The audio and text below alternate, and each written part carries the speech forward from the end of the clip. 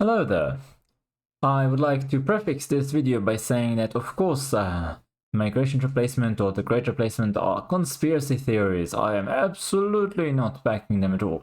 But there is an interesting article dissecting the way that immigrants voted in the last German election, as well as other segments of the population. That might be interesting. There's also opinions from members of the German parliament or other politicians or public figures. So let's get to it. Are demographics destiny? If only German Muslims voted, the AfD and CDU, so the right-wing party and the center-right party, that's really a left-wing party because it absolutely refuses to even talk to the actual right-wing party and instead chooses to band with the left for a coalition. Anyway, those two parties would have earned 18% of the vote. Right-wing and conservatives party in Germany won't have a chance if demographic shifts continue. So it says here that the old adage that demographics is destiny seemed to play out in the German federal elections, at least to some extent. While the actual election results saw the Alternative for Germany and Christian Democrats earn nearly 50% of all votes, if only Muslims voted, this total between the two parties would have only reached 18%. Left-wing parties, in contrast, would have received close to 80% of the vote. The data from research group Wallen, which was conducted for state media outlet ZDF, showed that Muslims with German citizenship backed left-wing parties in overwhelmingly high numbers during the election on Sunday. And those same parties want to open the door for more migration. How did that happen? Anyway, in fact, it says here the top party was the Left Party with 29% of Muslims backing the party according to an election day survey. The Social Democrats received 28%. CDU and CSU received 12% of the Muslim vote, while the FD only 6%. Notably, the Greens only received 4%, even less than the anti-immigration AfD. The BSW received 6%, and although the party is left-wing, they are also anti-immigration to some degree. So essentially, right now, Muslims are voting on the issue of migration, and also, as we'll soon see, on the issue of the war in Gaza. They don't really care much about the other topics like the economy or, for example, social issues. They're usually socially conservative, not friends of the rainbow community. But they don't care. They'll vote for parties that push the rainbow community forward because really what they think about is more migration and, of course, how to put it? Helping Gaza, because certainly they're very, very empathetic to other Muslims. That's why they don't do anything for the Uyghurs, for example, who are being ended in mass quantities and the numbers are decreasing. Meanwhile, in Gaza, you have today more Palestinians than ever before in history, I believe. But they are much more miserable, which is why they are the main recipients of empathy and support. It's certainly not about hating Jews. So regardless, this is a tweet from the website I'm reading, Remix News. The German government is naturalizing foreigners as fast as possible before elections. This Turkish woman appears to struggle with basic German and needs a translator to tell her she's a citizen. Now she can vote, perhaps for Olaf Scholz, who she doesn't appear to understand. Interesting. So, while voting data was also made available for Catholics, Protestants, and those without a denomination, with the AfD winning in the last category, those metrics are not so useful for examining how foreigners are voting in Germany. Although some African migrants are Catholics, for instance, almost all Muslim voters are foreigners or German citizens with a migration background, making it a useful metric for examining the voting patterns of Germany's largest foreign religious group. Their numbers are also rapidly growing in Germany, so this group's voting power will only grow over time. That's because they, in general, procreate faster than the natives. I believe the native Germans have a negative birth rate, 1.4 or something, and the migration background group has a much higher one, closer to 2. So anyway, it says here, it's not just right-wingers that see these trends. German Muslim politicians also appear to be aware and see it as a source of strength. Shortly before the elections, SPD politician Sausan Chebli posted about the future demographics of Germany, saying it would favor immigrants. Her social media post was targeted towards immigrants who were considering immigrating over what she claims are Germany's xenophobic tendencies. I'm gonna stop here for a moment and ask, what would, I don't know, any Muslim country do if they suddenly had lots of white Christian migrants coming into their land and starting to support the parties that want more of them and that cater to them and their demands? Oh yeah, that would never happen because the way they treat people, minority religious groups all over the Middle East is so horrible. They basically almost cleansed all of those minority groups from the Middle East. There's still some Christians in Lebanon, I believe, where they used to be the majority and now they're the minority. Of course, the Christians that used to live in Gaza and the West Bank absolutely cleared out or killed. And the same for most other Arab countries. They've also done the same to the Yazidis, the Jews, and many other groups. For those who know a bit of history, it used to be that the Muslims required you to pay a skull tax, a jizya, if you were not Muslim and lived in their lands, unlike pretty much every other culture that didn't levy special taxes for religion. But nowadays, in the last couple of decades, in fact, Muslims have become more extreme in the Middle East, at least in most countries in the Middle East, and started just, ending people. This is not to say that I hate them for being Muslim, I'm just pointing out the true history, the facts, and what is waiting for the people of Europe once they become a minority, if it happens. So, it says here that the quote from this so-called German Muslim immigrant politician from the left-wing party, not the left party, they actually have a party just called the left. It's the SPD politician, I believe. She says, quote, "It is incomprehensible that we have come this far." She's a 46-year-old former Berlin state secretary who has Palestinian roots. "Please don't give up, it is your country too. Demographics will create facts. Get involved, raise your voice, even if they don't want you to." Try saying that in any Muslim country.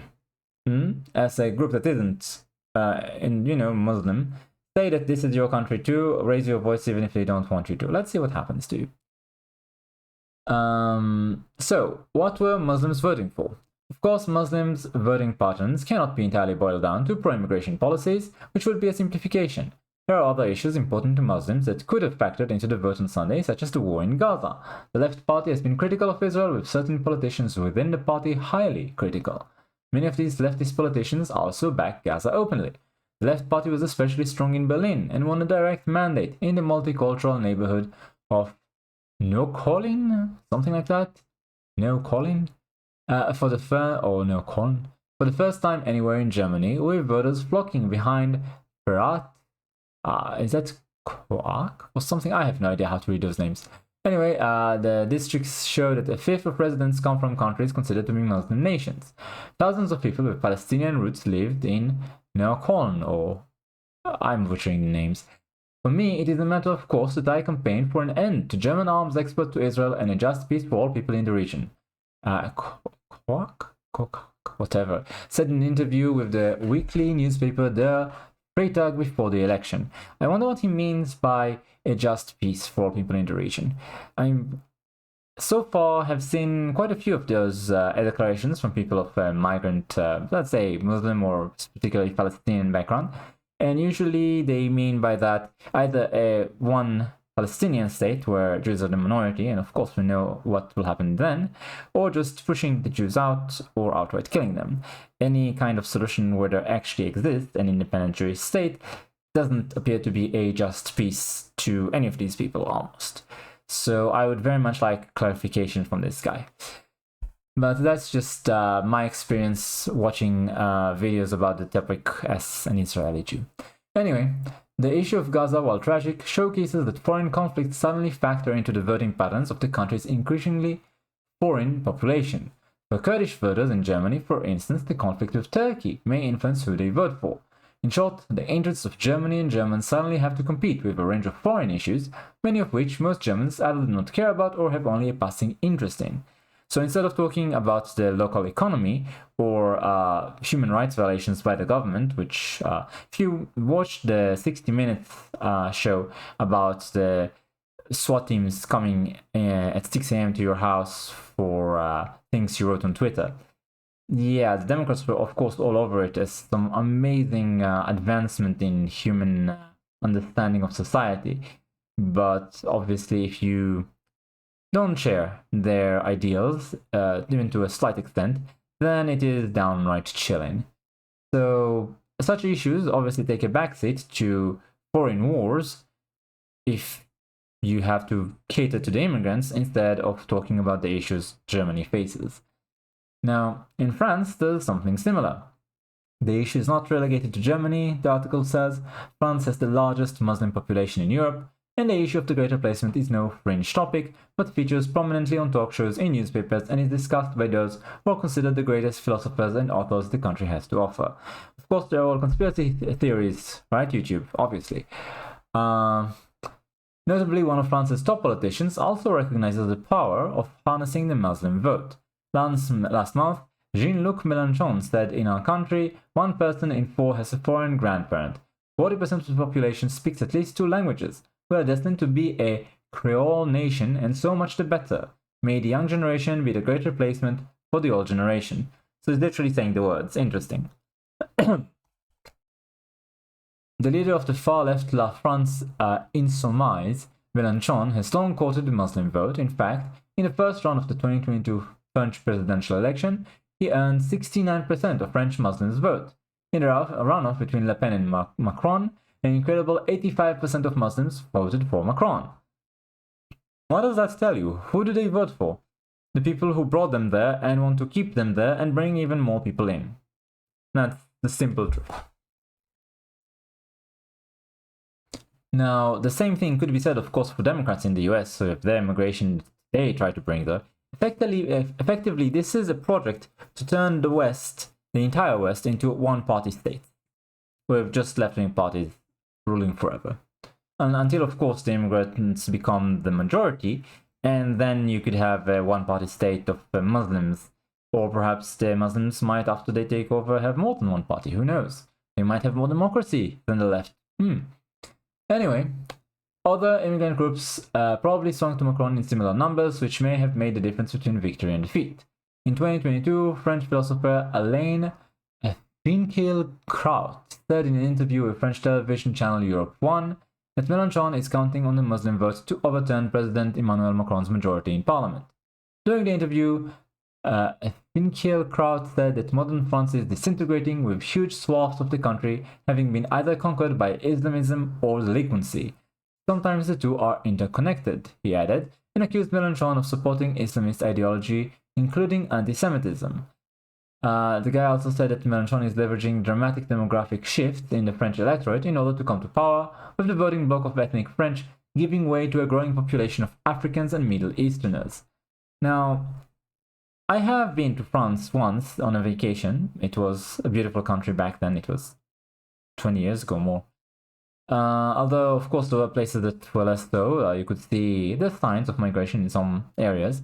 For the most part, it was still a very nice country.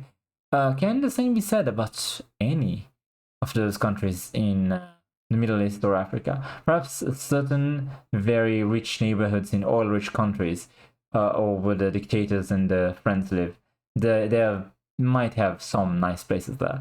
Otherwise, not so much. These are not cultures that have created in the modern age anything worth noting. Yes, they have a very storied history, and they had times where they were successful as a culture and as a people. But in terms of the modern achievements, they are slim to none. We're talking about places that have very low trust, high corruption, high crime, for the most part. Almost all of Africa is like that. Most of the Middle East is like that. Very little tolerance to strangers. And if you bring the third world in, you will become the third world. And seeing the collapse of European civilization after all it has achieved, all it has given us in the fields of science and medicine and statecraft, the sort of high trust society, democracy model that they've created is very sad to me. All of the art and culture that they've created, the music. I am honestly sad and angry to see this collapse of civilization and this replacement that isn't, of course, real. It is a conspiracy theory. If it happened, it would be very tragic for someone who appreciates the European culture. So it says here that how to put it? The first time that this is not the first time that Finkielkraut mentioned the Great Replacement. In January 2022, he said the phenomenon of European peoples being replaced by Africans, Asians, and Middle Easterners was obvious. This is, in fact, a fragmentation, and yes, this risk does exist, and in any case, I think the demographic change of Europe is extremely spectacular. The historical peoples in certain municipalities and regions are becoming a minority, he said in January. A whole part of the French people now live not in the suburbs, but beyond the suburbs, because they are no longer the cultural reference they used to be, because all the butchers are, for example, halal. Now, what does the future hold? According to Pew Research, the population of Muslims in Germany could soar to 17.4 million by 2050, representing 19.7% of the population. In such a scenario, a Muslim voting bloc would wield enormous power to shape national politics. The AfD and CDU, if they wanted to survive, would have to cater to this new bloc and drop their anti-immigration stances. I'm gonna stop you there. The moment the AfD drops the anti-immigration stance, they will disappear. This is the lightning rod issue for this segment of the population. Essentially, it's people who are saying we are losing our country to foreigners. Of course, they're all conspiracy theorists, but that's what they're saying. And if you decided to turn your back on them for this, then you'll lose them. Also, the share of conspiracy theorists, right? Conspiracy theorists, yes, among the general population seems to be increasing over time. As immigration becomes more and more noticeable and impactful, more and more people seem to dislike it for some reason. Anyway, apart from the evil racists becoming more numerous amongst the normal population, you're also going to see that they will increase their rhetoric. That's my prediction. And there also may come a time where they no longer feel that democracy serves their interests or can even allow them to survive as a people. And it'll be interesting to see what they do at that point. Anyway, the article says here that ultimately it does not matter if someone thinks Muslims are a grave threat or a wonderful benefit or any view in between. The reality is that foreigners across the West, whether Muslim or not, overwhelmingly back the left, which also happens to be pro-migration.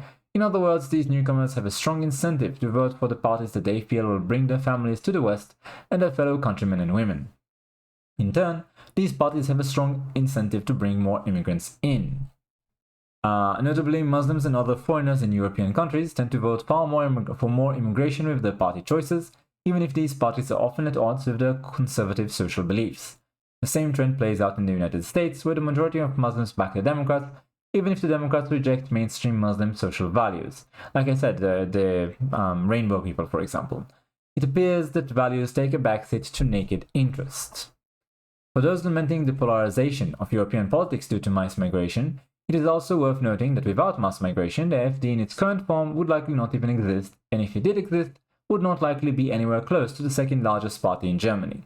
This holds true for other anti-immigration parties on the right. In essence, immigration made these parties.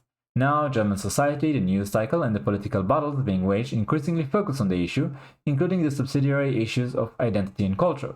These issues and trends show no signs of going away, and if conservative and right-wing parties want to exist in the future, they had best keep a close eye on rapidly shifting demographics.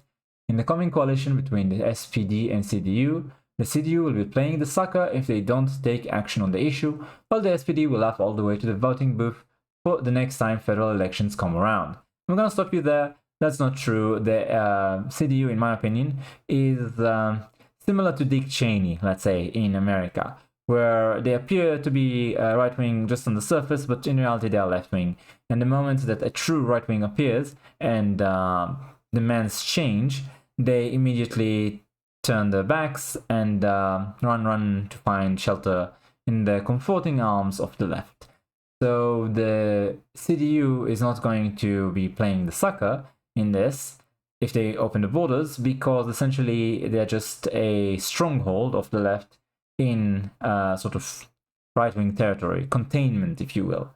And once the left wins, the major people in power in the CDU will probably either get a very nice retirement or outright join the SPD, like you can see in the US happening with rhinos, as we call them. So, what can we say as a result of this election? Yes, the populace is shifting to the right and becoming more and more conspiracy-minded. Meanwhile, immigrants are increasing their vote share, and they are still voting very, very left. Despite not sharing the values of the left, they share interests. Essentially, migration is a pact, in my opinion, between the rich and powerful and the migrants against the local population, where basically the migrants get better living conditions, better economic opportunities, and so on, and the rich and powerful get to drown out the voices and votes of the local population, get easier time finding cheap work, of course, reducing costs and increasing profits, and in general, an increase in their power in society. Meanwhile, the average person gets nothing. In fact, they lose. They become a minority in the country, they lose the voice in politics, their culture is no longer the mainstream, becomes just one of many, and in fact it may even become offensive to display your symbols or your flag. I do believe that happens in Britain right now. And also, of course, with more new people, there's more demand for housing and other services, which puts pressure on the current system, reducing the quality of life for the people who actually, natively there. And they don't have a home country to return to, unlike the migrants, if things go south. Also, there's the downward depression of wages. Basically, if you have a lot more competition, especially migrants who are used to worse conditions or who are willing to tough it out for a couple of years in order to make a lot of money in terms of the strength of the coin compared to their homelands. So if they come here and let's say bunk 6 young men in one room and work for a couple of years, let's say 5-6 years, live a very difficult life for these years, but then go back home and be rich there, be able to have a business, be landlords and so on, it may well be worth it to them. On the other hand, such a thing is not worth it for the locals because they can't do the same. They don't have a poorer country where the money will be worth more as a backup. So absolutely there is a harmful effect on the local populace, which is why those who actually live through this effect, which is to say working class, lower class people and so on, not the rich who live in gated communities and whose jobs aren't affected by low-skilled migration, they don't feel a thing from this. The people who actually feel something from this, they're the ones voting against it. And you can see that the AfD won working class votes by a lot more than the general population. So yeah, I can understand why, especially when you have politicians that are of migrant background, saying stuff like demographics is destiny and, we're going to be the majority eventually, look how far we've come, immigration is our strength and so on. They definitely sound as though they might be a rival competing for hegemony in your country. They might be a hostile group. It might be in your best interest to, stop them from coming anymore. Maybe. Unless, of course, you're too paralyzed by being called racist, in which case just sit tight and watch your country turn into something completely unrecognizable that treats you as a second-class citizen. Anyway, thanks for watching, like, comment, subscribe, and I'll see you next time.